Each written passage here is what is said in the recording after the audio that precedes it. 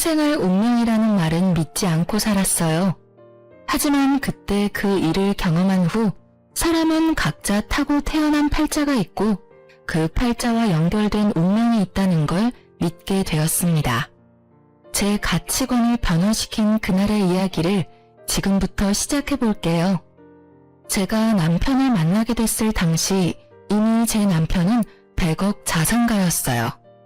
시부는 자수성가한 대단한 분이셨고요. 저는 그런 남편과 시부모님을 보면서 부럽다고 느꼈던 부분이 하나 있었어요.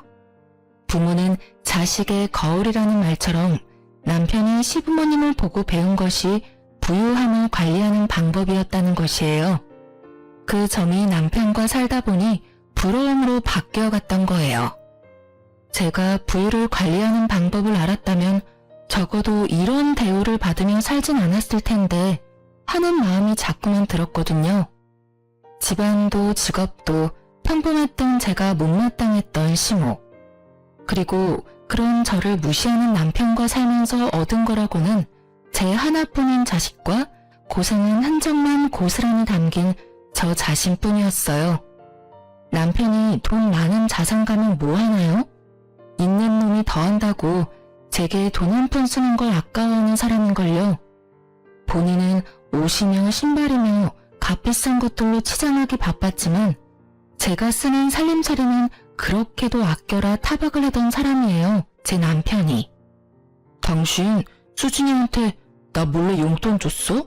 애들이 무슨 돈이 필요하다고 돈을 쥐어줘? 오늘 수진이 소풍이라 이럴 때 아니면 언제 용돈을 줘요? 그리고 이제 애들도 자기 용돈 관리도 해보고 할 때 됐잖아요. 여보도 딱 수진이 나이 때부터 용돈 관리 연습했다면서요. 쟤가 나랑 같아? 어차피 쟤는 생긴 걸로 보나 하는 짓으로 보나 당신을 빼다 박았는데 나 같은 영특한 행동을 할 리가 없잖아. 다시는 당신 멋대로 용돈 챙겨주는 짓 하지 마. 알겠어? 이제 용돈도 받고 자기가 돈 관리도 해볼 나이에요. 그리고 진우이는 동생인데도 작년부터 당신이 용돈 주고 있잖아요. 아이들을 그렇게 차별하는 부모가 어딨어요? 수진이도 당신 딸이에요. 당신이 언제부터 나한테 언성을 높였지? 지금 이만큼 살고 있으니까 이게 다 당신이 읽어낸 줄 아나 봐. 그리고 차별하지 않도록 수진이도 날 좀 닮게 낳지 그랬어 그럼. 수진이 너, 네 엄마처럼 네 돈 아니라고 흥청망청 쓰지 말고 그대로 가져와. 알겠어? 정말 이렇게까지 해야 해요? 오늘 수진이 소풍날이라고요. 아이 용돈 좀 챙겨준 게 무슨 잘못이라도 된 것처럼 굴면서 아이 기분까지 망쳐야겠어요? 엄마, 나 괜찮아. 아빠, 저 괜찮아요. 용돈은 여기에 두고 갈게요. 저 용돈 필요 없어요. 엄마가 도시락도 챙겨주고 과자도 챙겨줘서 필요 없을 거예요. 저는 아이들 앞에서까지 저를 무시하는 것도 모자라 제 딸아이에게까지 저를 대하듯 행동하는 남편이 너무 싫었어요. 그래서 이혼을 결심했던 적이 한두 번이 아니었고요. 제 딸도 얼마나 마음이 고단했으면 한 번은 아무도 모르게 밤중에 이불을 머리 끝까지 뒤집고 우는 거예요. 우연히 화장실에 가려다 그런 모습까지 보게 되니 괜히 시부모님과 남편에게 넘치는 사랑을 받는 아들에게 얄미운 감정까지 들었어요. 네, 그러면 안 되는 거죠. 제 아들이 잘못한 건 아니니까요. 하지만 환경이 제 딸은 저의 아픈 손가락으로 만들더라고요. 그래서 딸아이에게 너무 힘들면 저와 이 집에서 나가 단둘이 지내는 건 어떻겠냐고 물었던 적이 있어요. 그런데 제 딸은 제 가슴을 미어지는 대답을 하더군요. 수진아, 엄마가 꼭 물어보고 싶은 게 있는데 솔직하게 대답해줬으면 좋겠어. 엄마랑 수진이랑 둘만 외할머니네에서 지내는 건 어떨까? 엄마랑 함께면 어디든 너무 좋아. 하지만 엄마, 아빠가 미워서 그런 거라면 난 싫어요. 아무리 나를 미워하는 아빠라도 난 없는 것보다 있는 게 좋아. 내가 사랑하는 아빠잖아. 제 이혼 결심을 말린 건 이런 제 딸이었어요. 부모는 자식 보고 사는 거라는 말을 실감하며 그렇게 참고 또 참으며 살아왔습니다. 하지만 돈만 알지 남의 마음이라고는 눈꽃만큼도 헤아릴 줄 모르는 남편은 변함이 없었어요. 거기다 나중에는 저와 제 딸의 대화를 어떻게 알았는지 저에게 더 못되게 굴었어요. 이렇게 모진 남편과 살면서 주변 사람들에게 들은 말이라곤 시댁과 남편 얼굴에 먹칠하는 여자였네요. 그래도 하늘이 조금은 도왔다고 생각해요. 제가 느낀 저의 인생 시간이 빠르게 흘렀으니까요. 일이 살다 보니 어느새 우리 아들이 결혼하는 날도 오더라고요. 며느리도 예쁜 외모만큼이나 싹싹하고 성격이 좋아 제 마음에 꼭 들었어요. 어쩌면 그래서 결혼 전에 더욱 걱정이 되었던 걸지도요. 거기다 여자라면 무시만 하는 줄 알았던 남편도 며느리 사랑은 시아버지라는 말을 증명이라도 하듯 며느리를 정말 예뻐했어요. 저는 그런 남편의 태도가 의아했지만 그래도 남의 귀한 자식이 천대받는 것보다 예쁨 받는 게 좋은 거니 다행이다 여기며 지냈어요. 그런데 남편이 저를 대하는 태도가 여전해서였을까요? 해가 갈수록 그 싹싹하던 며느리도 저를 대하는 태도가 변해갔습니다. 하루는 연차를 내서 쉬는 날이라며 며느리가 집에 찾아왔었어요. 아들은 바빠서 자기와 시간 보낼 틈이 없다면서요.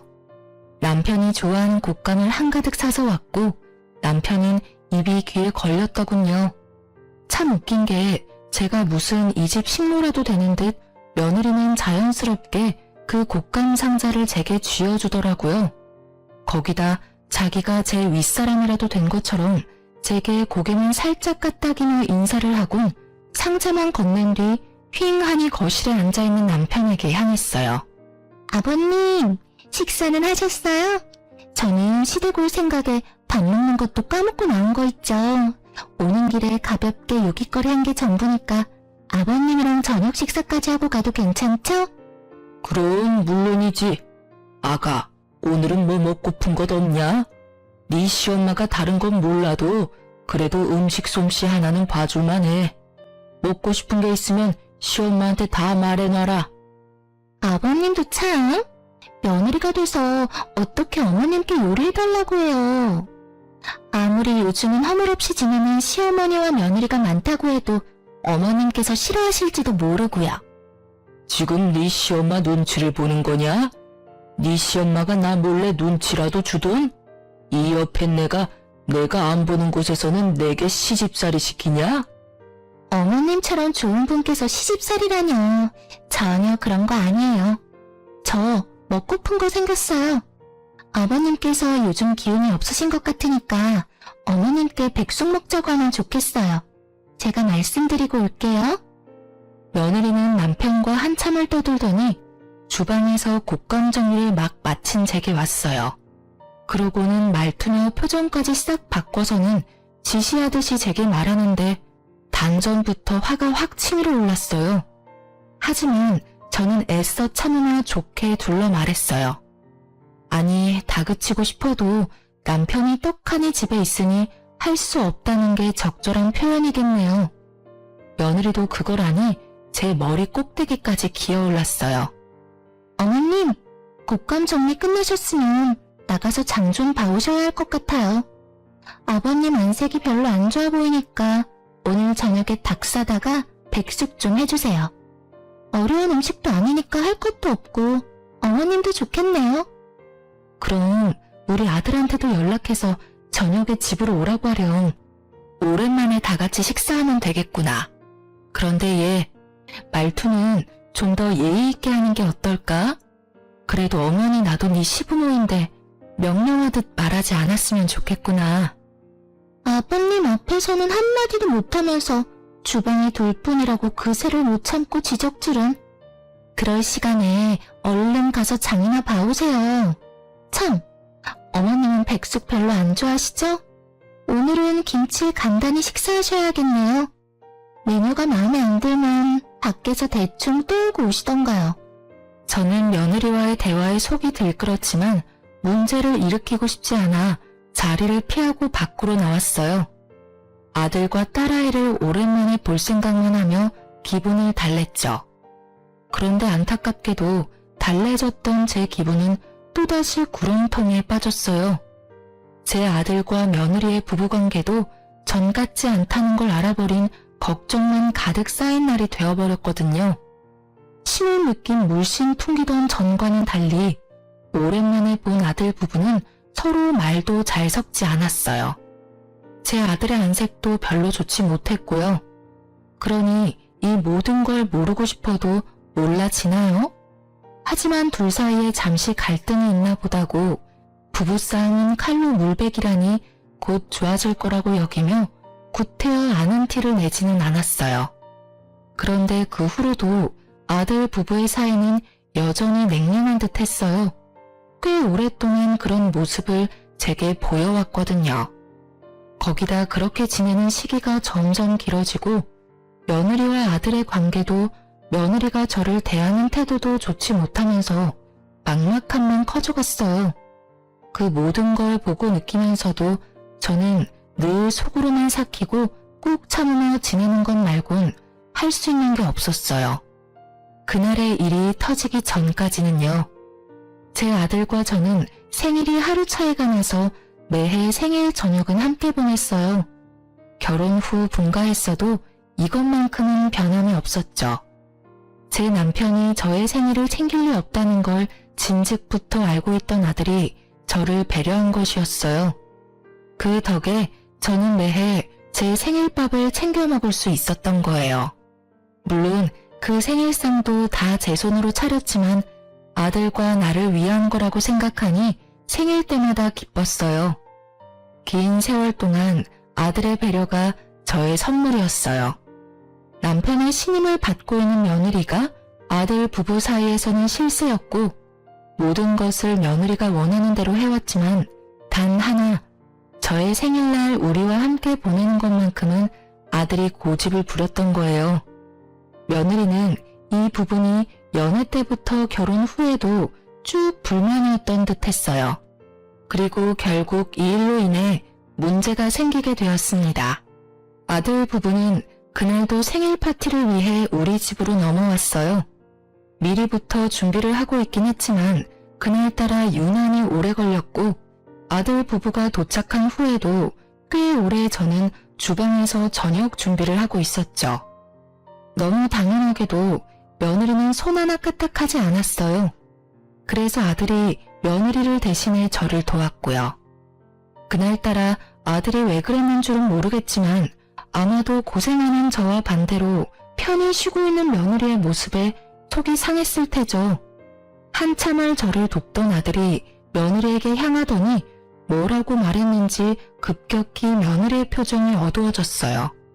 그러고는 잔뜩 기분 나쁜 표정을 해서는 주방에 와서 제게 따져 물었고 저는 그런 며느리가 되바라진 것처럼 보였지만 좋은 날을 망치고 싶지 않았어요.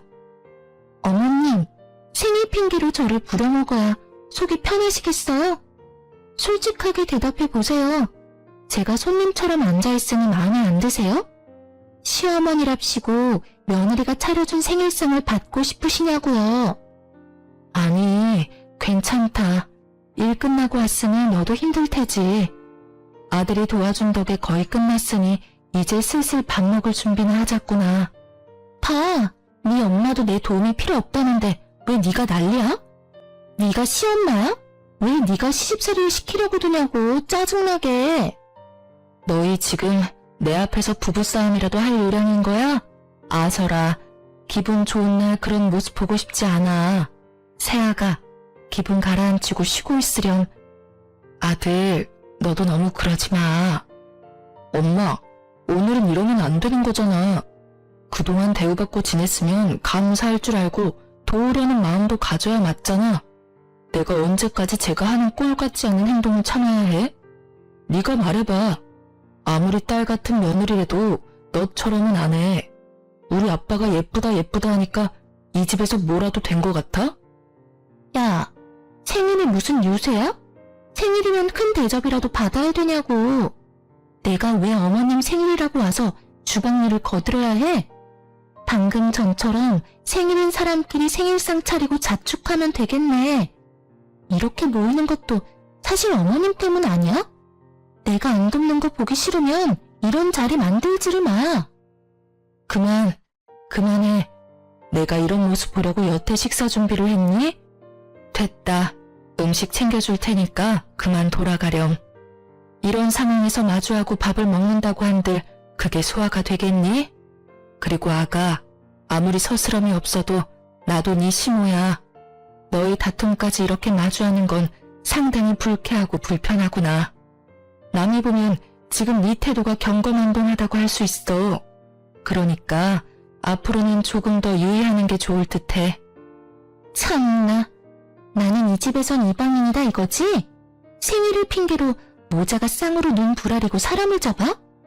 어머님도 그러는 거 아니죠? 경거망동하다고요? 그러는 어머님은 뭐 얼마나 고생하신대요? 이 집에서 기 한 번 제대로 못 패고 살면서 기가 막히네. 제가 며느리라고 우리 시엄마 노릇은 해야겠다 싶어요?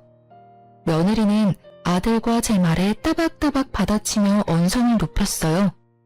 모자가 생일을 핑계로 자기를 잡는 말을 어찌나 크게 했는지 방에 있던 남편이 집안이 왜 이리 소란스럽냐며 주방까지 나왔고 씩씩대는 아들과 며느리를 살피더니 자초지종을 물었죠. 며느리는 이때다 싶었는지 저와 아들을 한 번씩 노려보더니 제 남편에게 찰싹 붙어서는 불쌍한 척 연기를 해댔어요. 그 모습이 어찌나 황당하던지 기가 차서 말도 안 나오더라니까요. 저와 아들에게 바락바락 소리칠 때는 쌈딱이 따로 없더니 남편이 나오기가 무섭게 가려는 척은 다 하는데 배우였으면 상을 타도 여러 번 탔겠다 싶을 정도였어요. 눈물까지 훔치며 자기가 당해낼 재간이 없다고 하소연하는데 불려우도 그런 여우가 없다는 생각에 소름이 끼쳤어요. 아버님, 제가 뭘 그렇게 잘못했다고 이러는지. 남편도 어머님도 일 끝나고 와서 조금 숨 돌리는 저더러 주방일을 돕지 않는다며 역정을 부리니 제가 속수무책으로 당하는 수밖에 없는 거 아닌가요? 이게 다 무슨 소리야? 당신 새아가 시집살이라도 시키려고 들었어? 당신 생일이라고 일 끝나고 온 힘든 애를 부려먹었냐고? 생일이 뭐 대수라고 어린 자식들까지 죄다 불러 모아서 이 사달을 내? 어른이면 어른다운 태도를 갖춰야지 그 나이 먹도록 싸구려 같은 행동을 못 고쳐? 아버지, 엄마한테 말하는 투 좀 조심하세요. 엄마가 저희를 부른 게 아니라 제가 함께 보내고 싶어서 아내와 함께 온 거죠. 언제까지 엄마를 그렇게 무시하실 거예요?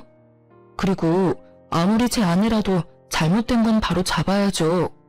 아버지께서 매번 이런 식으로 제 아내를 감싸니 못된 행동을 해놓고도 기고만장한 거잖아요. 오죽하면 제가 나서서 엄마를 도와요. 오죽하면. 시끄럽다. 어디 자식이 부모를 가르치려 들어? 네 엄마라고 편드는 꼴이라니. 그리고 사내 자식이 여자애처럼 주방이나 들락거려? 당신 도대체 애 교육을 어떻게 시켰기에 자기 위치도 몰라? 으휴, 엄마가 그 모양이니 아들이라고 있는 것도 멍청하지. 우리 새아가 기분이 상해서 어떡하나? 저 답답한 인간들은 두고 우리끼리 나가서 외식이라도 하는 거 어떠냐? 어서 가자. 우리 새아가 배도 고플 텐데 지체할 시간 없다. 어서 가자꾸나. 남편은 며느리의 기분을 망친 우리는 알아서 하라며 며느리만 데리고 외식을 갔어요. 며느리는 자기가 이겼다는 듯 웃음 띤 얼굴로 저와 아들을 보고 웃더군요. 그 모습에 처음으로 이가 바득바득 갈리더라고요.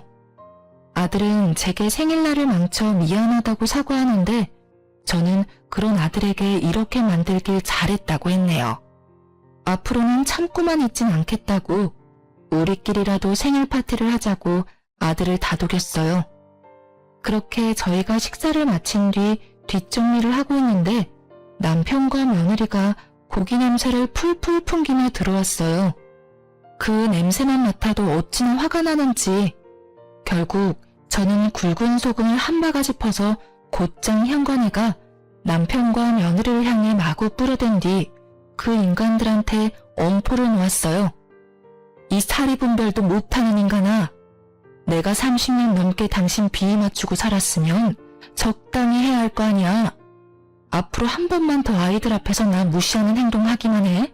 그땐 이 소금으로 안 끝날 줄 알아. 그리고 얘, 너도 여우짓 하는 거 한 번만 더 내 눈에 띄면 가만 안 둘 테니까 그런 줄 알아라. 더는 예전처럼 좋은 게 좋은 거라고 생각하면서 웃어 넘길 일 없으니까. 앞으로는 며느리면 며느리답게 처신 똑바로 하렴. 알겠니? 어이, 이 요팬네가 미쳤나? 나이 먹더니 노망이라도 났냐? 감히 나한테 지금 뭐 하는 짓이야? 자식들 앞에서 이런 쪽을 줘? 남편 알기를 우습게 하는 거야 뭐야? 이 집에서 쫓겨나고 싶냐? 어? 며느리다운 게 어떤 건데요? 지금 본격적으로 시집살이라도 시키겠다고 선전포고하는 거예요? 괜찮다더니 순 거짓말이셨던 거네요. 남의 집 귀한 자식이라더니 부려먹을 생각부터 하시는 건가요? 저 너무 서운해요. 그동안 제가 잘은 못했어도 처신 용날 정도는 아니었잖아요. 아닌가요? 며느리 부려먹을 생각 말고 당신 처신이나 잘해. 개념 없고 멍청해도 정도껏 해야지. 어디 남편한테 소금을 뿌리게. 그것도 자식들 다 보고 있는 앞에서 말이야. 한 번만 더 기어오르려고 들면 이 집에 발도 못 붙일 줄 알아. 남편은 또다시 며느리 편에 서서 저를 무시했어요. 평생을 제 목소리 한 번 크게 내본 적 없던 저인데 돌연 제가 큰 소리 좀 낸다고 누가 겁을 먹겠어요. 결국 아들이 다시 나섰고 남편이야 옛날부터 자기가 이 집의 왕인양 살던 인간이라 태도를 달리하지 않았지만 며느리는 아들 눈치가 조금은 보였는지 그 뒤로는 아무 말도 하지 않았어요. 저는 며느리와 아들에게 앞으로는 집에 자주 찾아올 필요 없다고 생일도 앞으로는 같이 보내지 않기로 선을 그은 뒤 돌려보냈죠. 그런데 그 후로 저와 남편의 관계는 남보다 못한 사이로 갈라진 반면 며느리와 남편 사이는 애틋해 보일 만큼 좋아졌어요. 아들 눈치를 보며 며느리는 조금 조심하는 듯 했지만 얼마 가지 않았죠.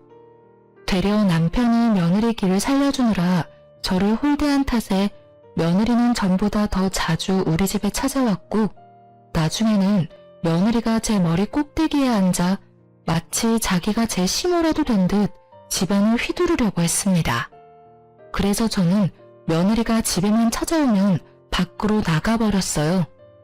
한 공간에 있으면 제가 며느리에게 쓴소리 좀 할라치면 남편이 저를 쥐잡듯이 잡는 통에 되려 며느리만 더 기고만장해졌거든요.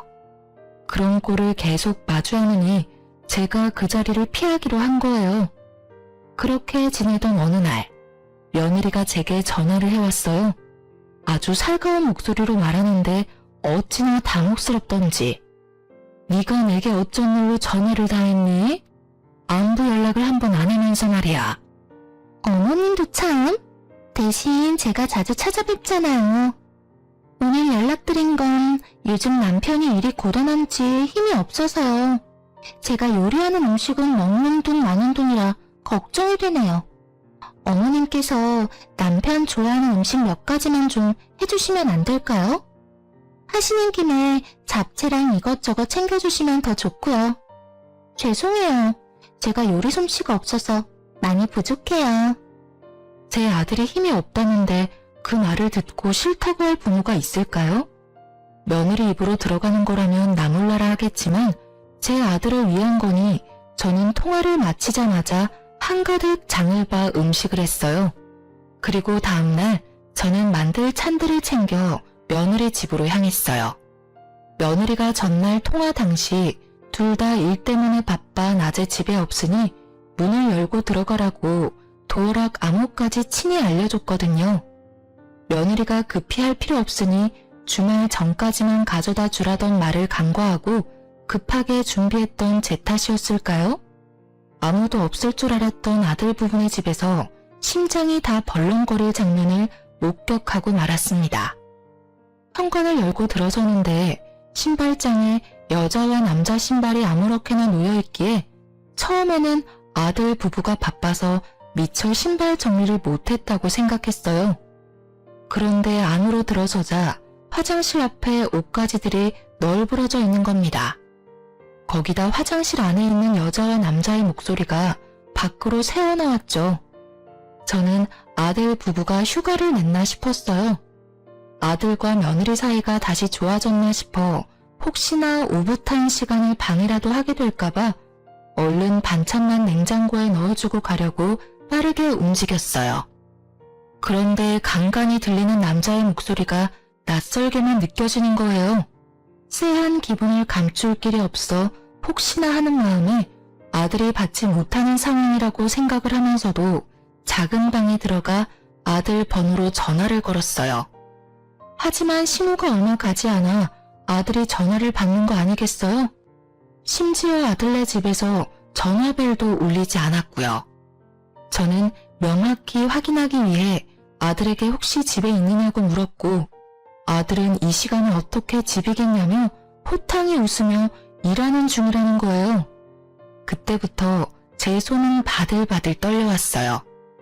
아들에게는 구태여 내색하지 않고 알겠다고 말한 뒤 전화를 끊었는데 그때 화장실 문이 벌컥 열리더니 안에 있던 여자와 남자가 나와 안방으로 들어가는 소리가 들렸어요. 사람이 참 이상하죠? 왜 그런 상황이 생기면 보고 싶지 않은데도 몸이 마음처럼 움직이질 않는 건지 뭐에 홀리기라도 한 듯 저는 그들이 들어간 안방으로 향했고 정신 나간 사람처럼 그것들의 모습을 마구 찍어댔어요. 제 등장에 며느리와 낯선 남자는 잠시 놀란 듯 싶었지만 역으로 저를 주거 침입자 취급을 하더라니까요. 저는 며느리의 뻔뻔함에 눈이 뒤집혀 머리채를 잡고 난리를 쳤어요. 내 아들 걱정하는 척은 다 하더니 감히 내 아들 집에 낯선 인간을 집에 들여? 네가 이러고도 인간이냐? 인간이냐고!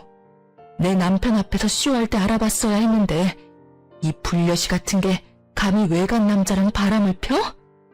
이 버러지만도 못한 거사 당장 이 집에서 나가라고! 에? 이거 안 나요? 놓으라고! 내가 바람을 피든 말든 당신이 무슨 상관이야? 여긴 내 집이기도 하거든? 그런데 내가 왜 나가야 하는데? 당신이나 나가. 이거 놓고 당장 나가요? 이 뻔뻔한 계집애가 넌 오늘 볼장 다 본 줄 알아? 이런 행실을 걸려놓고도 네가 무사할 줄 알아? 어머님이 뭘 어쩔 수 있는데요? 힘도 없으면서 나서봤자 뭐가 바뀔 줄 알아요? 그냥 서로 못 본 척하고 지내요. 어머님께서 아무리 난리쳐도 아무한테도 안 먹힌다는 거 몰라요? 아버님이 어머님 말을 믿을 것 같아요? 제 말 몇 마디면 끝일 거 서로 힘 빼지 말자고요. 저는 뻔뻔한 며느리의 언행에 곧장 아들에게 연락해 당장 집으로 오라고 소리쳤어요. 며느리는 서로 못 본 척 지내자는 말을 귓등으로도 듣지 않고 아들에게 연락한 게 화가 났던 건지 갑자기 제게 마구 손을 댔습니다. 그렇게 저와 며느리는 육탄전을 벌이게 되었고 낯선 남자는 그 틈을 타 불이 나게 도망을 갔어요. 그렇게 30분쯤 흘렀을까요? 제 아들이 도착했고 저는 며느리의 외도 사실을 털어놓고 제가 찍은 사진들까지 아들에게 보여주면서 당장 이 집에서 며느리를 내쫓으라고 노발대발을 했어요. 이게 다 무슨 말이야? 이 사진 속 남자는 도대체 누군데? 진짜 바람이라도 폈다는 거야? 당신이 말해봐. 엄마 말이 다 사실이야? 저것이 말을 하고 말고가 뭐가 중요해. 내가 둘이 엉켜있는 걸 두 눈으로 봤고 저것이 나더러 못 본 척하고 지내자는 말까지 했어. 그럼 인정한 거나 다름없는 거지. 어머님, 제발 좀 말 보태지 마세요. 가정 파탄 내는 게 목적인 게 아니시라면요. 댁으로 돌아가세요. 제가 남편과 직접 이야기할 테니까 일 키우지 마시라고요. 당신이야말로 수작 부리지 말고 이 사진 속 여자가 진짜 네가 맞는지만 대답해. 이 집에 다른 남자 끌어들인 게 사실이냐고. 진짜 이 모자가 끝까지 배려라고는 없네. 그래, 내가 다른 남자 끌어들였고 그걸 어머님이 봤어. 됐니? 그 사진 속 여자는 내가 맞고 남자는 내가 요즘 만나는 사람이야. 당신과 내가 부부이긴 하니? 우리가 살맛대고 안 지낸 지 몇 년이야? 그런데 어떤 여자가 바람이 안 나니? 내가 바람이 난 건 다 당신 때문이라고. 어떤 이유에서든 바람은 용납되지 못해. 넌 정말 사람도 아니다. 나가. 당장 내 아들 집에서 나가라고. 다시는 이 집에 얼씬도 하지 마라. 며느리는 제게 자기 가정을 파탄낸 파탄자라는 욕설을 뱉고는 집을 나갔어요. 그날 이후 제 아들은 한참을 힘들어했어요. 아들은 괜찮다고 하지만 제 아들이 힘들어하는 모습을 보고 있자니 제가 큰 잘못이라도 한 것만 같았어요. 며느리의 말대로 어쩌면 제가 아들의 가정을 파탄낸 게 맞는지도 모르겠다는 생각이 자꾸만 들었거든요. 아들은 조금 진정된 뒤에 며느리를 상대로 이혼 소송을 걸었어요. 남편도 이 사실을 알고 제가 아들네 가정을 망쳤다며 부모도 아니라고 저를 괴롭혀댔어요. 거기다 아들과 며느리의 이혼 사실을 알게 된 후 남편은 밖에서 지내는 시간이 많아졌어요. 저는 며느리를 만나러 다니는 것은 아닌가 하는 생각이 자꾸만 들었죠. 예뻐했고 둘의 사이가 좋았던 만큼 연락이라도 하고 있는 건 아닌가 하고요. 그래서 하루는 남편의 뒤를 캐보기로 마음먹고 남편 몰래 뒤를 따랐죠. 그리고 곧 남편이 밖에서 만나던 사람이 누군지 확인하는 순간 저는 뒤로 까무러칠 뻔했습니다. 남편이 며느리의 불륜남과 며느리까지 끼고 셋이서 무슨 가족이라도 된 듯 하하호호 웃으며 식사를 하고 있는 거 아니겠어요? 처음엔 납득이 가지 않아 머리가 새하얘졌어요. 하지만 곧 정신을 차리고 저는 그 자리에 쳐들어갔고 남편은 저를 보고 기함했어요. 당신 여기서 지금 저것들이랑 뭐해? 설마 며느리가 바람피고 있다는 사실을 알면서도 모른 척 지냈던 거야? 당신이 도대체 왜 내 아들을 상처 준 저것들이랑 같이 밥을 먹고 있는 건데? 당신이 여긴 어떻게 알고 왔어? 일단 여기서 이럴 게 아니라 집에 가서 얘기해. 내가 자초지종을 다 설명할 테니까. 가긴 어딜 가. 당신 머리가 어떻게 된 거 아니야? 아무리 며느리가 예쁘다고 해도 네 자식 상처 준 쓰레기 같은 것이랑 웃으며 밥을 먹어? 그것도 불륜남이랑 같이? 여기서 딱 말해. 어떻게 된 건지 저것들 앞에서 말하라고. 내가 무슨 말을 해도 아무도 안 믿을 거라고 자신 있게 말하더니 다 이런 이유 때문이었구나. 믿는 구석이 당신이었던 거야. 그렇지? 노망이 나도 단단히 났네, 이 인간이. 당신 무슨 말을 하는 거야? 여기서 소란 피우지 말고 집에 가서 말하자고. 빨리 따라와. 남편은 저를 끌고 집으로 향했어요. 제가 아무리 몸부림을 쳐도 남편은 까딱도 하지 않았죠. 집에 도착해서야 남편은 제 손을 놔주었어요. 저는 남편에게 이제 당신이 원하는 대로 집에 왔으니 한 톨의 거짓 없이 다 털어놓으라고 소리쳤어요. 며느리와 도대체 무슨 관계라도 되느냐고, 왜 그것들이랑 같이 있었던 거냐고 추궁했죠. 남편은 머리를 굴리기라도 하는지 입을 옴싹거릴 뿐 말을 뱉지는 않았어요. 그러기를 10분. 저는 더는 기다려줄 수 없어 며느리에게 자초지종을 물으러 가야 말을 할 거냐고 다그쳤어요. 그리고 그 순간 쫓아냈던 며느리가 집으로 들이닥쳤고 우리 집안은 며느리의 등장으로 풍비박산이 났습니다. 저는 며느리에게 무슨 낯짝으로 우리 집에 발을 들이냐고 난리를 쳤지만 며느리는 아랑곳하지 않고 집으로 들어왔어요. 그런데 남편의 태도가 이해할 수 없었어요. 밖에서는 그렇게 웃고 떠들며 며느리를 대하던 남편이 갑자기 며느리에게 왜 왔느냐고 당장 돌아가라고 하는 겁니다. 하지만 며느리는 시아버지의 말도 무시한 채 미친 사람처럼 웃어 제끼는 거예요. 그러더니 제 어깨를 잡으며 이렇게 말했어요. 어머님, 지금 당장 제게 머리 조아리고 절이라도 박으세요. 갑자기 쳐들어와서는 지금 무슨 말을 하는 거야? 내가 왜 내게 절을 해? 미쳤니? 이제는 너랑 엮이는 거라면 다 징글징글하다. 이게 다 무슨 악연이니? 제발 내 눈앞에서 사라져. 너 같은 인간 말종이랑은 한순간도 마주하고 싶지 않으니까. 제발 좀 눈에 띄지 말란 말이야. 어머님, 말 가려하세요. 제 생각에는 어머님께 제가 은인일걸요? 제가 재미있는 사실을 알려드리려고 친히 거론했거든요.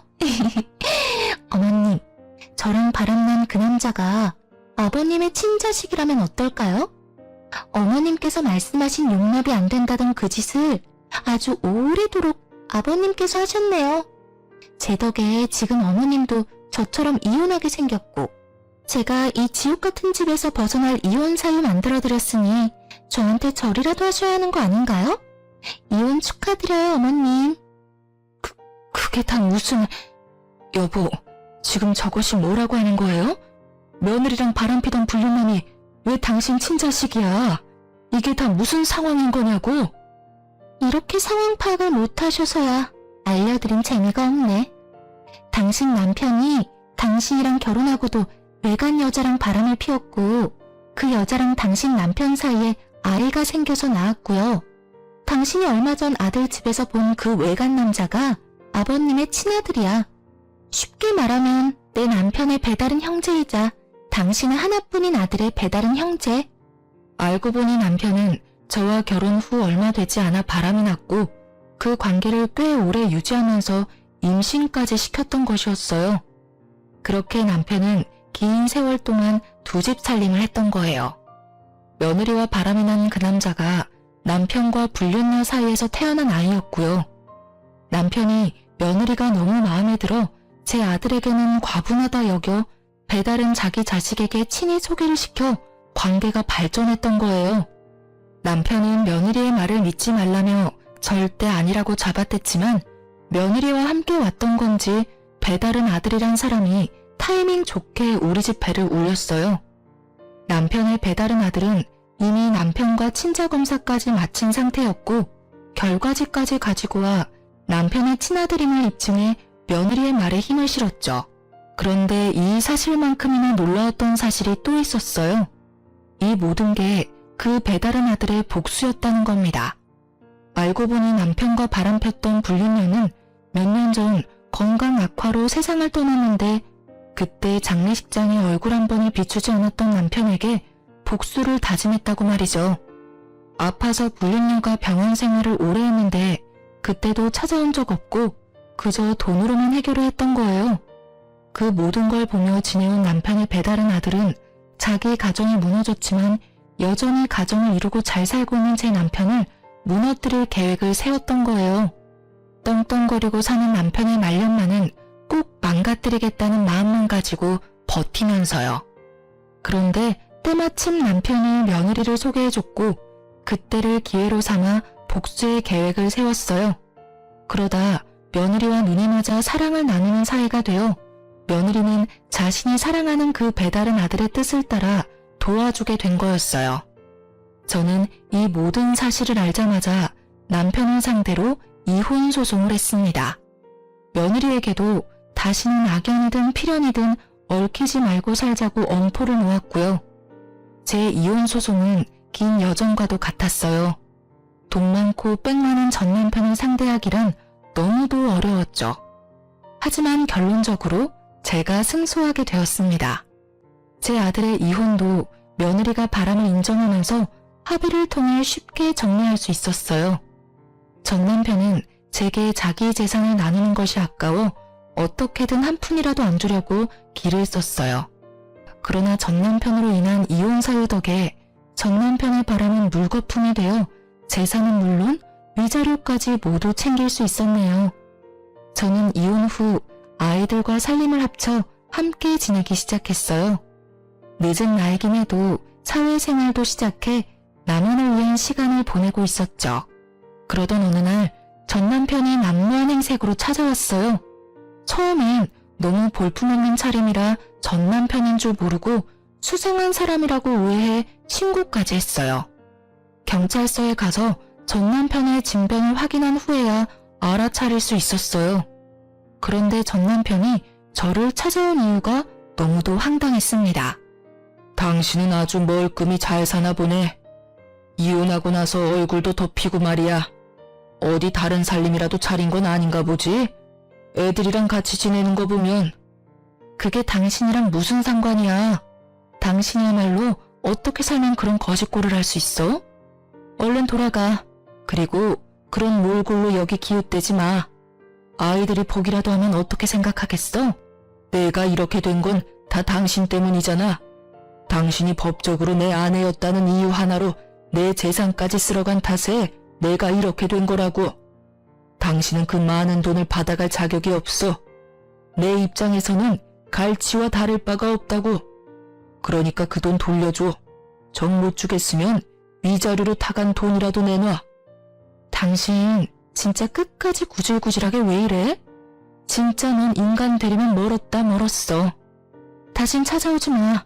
또다시 법정에서 다투고 싶은 거 아니면 썩 꺼지라고. 나 네가 그 돈 안 주면 절대 못 가. 우리 아들 이혼하고 혼자 돼서 먹고 살기 편할 텐데 그쪽으로 붙어서 돈 좀 뜯어내야 하나? 우리 아들 요즘 좀 살만하지? 아니면 내 딸한테 돈 좀 꿔볼까? 그간 키워준 은혜가 있는데 이것들이 나 몰라라 하겠어? 선 넘지 마. 너 돈 많고 빽 많던 그때의 네가 아니야. 지금 네 꼴을 봐. 거지보다 더 거지 같은 네 모습을 보라고. 우리 애들이 너처럼 멍청한 줄 아니? 어디 할 수 있으면 한번 해봐. 우리 애들이 너한테 10원 하나 주는지 말이야. 쥐뿔도 없는 게 여전히 네가 뭐라도 된 줄 아나 본데 정신 차려. 나이 먹고 추하게 늙지 말고. 전 남편은 자기 재산 다 잃고 제게 돈 달라고 찾아왔던 거였어요. 며느리와 배다른 아들에게 뒤통수 맞고 저희에게도 버림받은 전 남편은 남는 건 돈밖에 없었고 무료한 생활을 돈놀이를 하며 지냈어요. 결국 그 많던 재산을 다 잃고 시댁에서도 내쳐져 제게 손 벌리려고 제 집 주변을 기웃대다가 타달이 난 거죠. 뻔뻔하게 아이들한테까지 손 벌리려는 전 남편의 태도가 기가 막혔어요. 저는 더 들어줄 것도 없다는 생각에 이전 시모에게 전화를 걸어 거짓골로 찾아온 당신네 아들 눈꼴 사나이 못 보겠으니 주워가라고 했어요. 전 남편은 제가 이전 시모에게 연락한 게 마음에 안 들었는지 못되게 굴며 제게 돈을 내놓으라며 협박을 하더군요. 야, 네가 나랑 이혼했다고 뭐라도 된 것 같냐? 나한테 벗어났다고 생각하면 오산이야. 네가 돈 주기 전엔 난 계속 너구 애들이고 찾아와서 깽판이라도 칠 생각이니까. 그러니까 그런 꼴 마주하고 싶지 않으면 당장 돈 보내. 당장 내 돈 내놓으라고, 내 돈. 네가 그러면 내가 전처럼 무서워할 줄 알고? 어디 한번 깽판 쳐봐. 새고랑 차고 싶으면 말이야. 한 번만 더 찾아왔단 봐. 나도 더는 가만히 있진 않을 거니까. 저는 전 남편을 더는 상대하고 싶지 않아 또 찾아와 돈을 요구하면 법정에서 만날 줄 알라고 엄포를 놓은 뒤 돌아왔어요. 하지만 그 뒤로도 몇 차례나 연락이 왔고 나중에는 우는 소리하며 제발 지낼 곳만이라도 마련해달라고 애원했지만 저는 들은 척도 하지 않았어요. 그 무렵 이전 시댁에서까지 제게 전 남편을 사람처럼만 살게 도와달라 연락이 왔어요. 예, 우리 아들 좀 살려주렴. 제발 내 아들 사람처럼만 살게 도와주면 안 되겠니? 너도 우리 애가 지금 어떻게 지내는지 알잖아. 오래 산정이 있는데 그런 모습을 보고도 가엾지 않니? 부탁이다. 우리 아들 좀 받아줘. 자꾸 제게 신뢰를 범하지 마세요. 이미 이혼했고 제가 그동안 남편과 살면서 어떤 대우 받으면서 어떻게 참아가며 살았는지 다 아시잖아요. 제가 그 꼴을 왜 또 해요? 제가 우스워서 몇십 년을 바람 피우면서 두 집 살림한 인간이에요. 그런데 제가 무슨 자선단체도 아니고 불쌍해졌다고 거둬야 하나요? 어머님 자식, 어머님께서 끝까지 책임지세요. 그것이 우리 집 재산까지 죄다 손을 대서 나도 더는 도와줄 형편이 못 돼서 그래. 그리고 다 늙어서 저렇게 망한 채로 살 수는 없지 않니? 내가 다 미안하다. 네가 좋은 사람이라는 걸 미처 몰랐어. 우리가 사람 보는 눈이 없었던 게지. 내가 이리 사과하마. 너희 다시 합치면 다시는 내게 못나게 굴지 못하도록 내가 다 단속하마. 그러니 제발 너 그러이 봐주면 안 되겠니? 이래서 있을 때 잘하라는 말이 있나 보네요. 너그러이 봐줄 수 없고요. 저도 이제 제 인생을 살아야죠. 결혼 생활 내내 남편에게만 맞추며 저라는 사람은 없이 살았어요. 그때 단속하지 그러셨어요. 그리고 어머님, 뻔뻔하게 그만 연락하세요. 제가 무슨 쓰레기통인가요? 결혼 생활 내내 뒤로 다른 여자 품은 쓰레기를 제가 왜 다시 걷어요? 그 쓰레기 이제 어머님께서 치우세요. 나도 내 아들도 네가 있을 땐 미처 몰랐던 거야. 다 잃고 나니 네가 얼마나 소중한 사람이었는지 알았단다. 네가 어떤 모진 말을 해도 나는 괜찮아. 내 아들만 다시 받아준다면 내게 절이라도 할 수 있어. 그러니 제발 딱 한 번만 다시 생각해 주렴. 이런 말씀까지 드리게 돼서 정말 유감이지만 전 싫습니다. 어머님 아들 정말 볼품없고 못돼 처먹어서 제 인생에 다신 엮고 싶지 않아요. 그러니 다시는 연락하지 마세요. 어머님도 이제 제 어머님 아니시니까요. 저는 대차게 거절했고 그 후로 시댁의 연락도 전 남편의 연락도 모조리 끊어버렸어요. 제 아이들에게도 도움되지 않을 연락이니 아빠에 대한 연민이 있어 받아주고 싶은 게 아니라면 되도록 연락을 자제하라고 당부했죠. 그 뒤로는 그 어느 접점도 없었어요. 간혹 아이들에게 연락해온 것 같기는 하지만 아이들은 저를 배려해 이야기하지 않았어요. 그렇게 과거의 제 올가미와도 같은 인간들을 끊어내니 그제야 모든 것이 끝났다는 실감이 났어요. 몇 년이 흐른 지금은 주변에서 제 얼굴에 꽃이 만개한 것처럼 환하게 폈다는 말을 자주 해주세요. 저는 그 말이 어떤 의미인지 너무나 잘 알아요. 지금처럼 더없이 잔잔하고 또 행복했던 적은 없으니 당연히 얼굴색도 좋아지고 사람 사는 것 같아 보이는 거죠. 아이들만 오롯이 챙기며 단란하게 지내니 제 스스로도 돌아보게 되고 사회생활에 대한 재미도 느끼면서 하루하루 감사한 마음으로 보내게 되었어요. 남는 시간에는 취미생활까지 하면서 활동적인 사람으로 변화해가는 중이랍니다. 이전 며느리의 소식은 아주 간간히 아들을 통해 들었어요. 전 남편이 배다른 아들과 헤어져 자기 인생을 산다더군요. 아들에게 연락했던 이유도 그간의 안 좋았던 관계를 회복할 순 없지만 사과는 꼭 하고 싶었더나요? 무례하고 미웠던 이전 며느리지만 이제는 어디서든 자기 몫을 잘하며 지냈으면 좋겠다 싶어요. 이 나이 먹고 누굴 미워하고 원망하는 마음으로 살아간다면 얼마나 불행하고 힘들어요. 그저 제 생활에 집중하며 제 주변 사람들을 챙기면서 그렇게 하루하루 베풀고 사랑하며 지낸다면 그게 찬란한 삶이지 않을까요?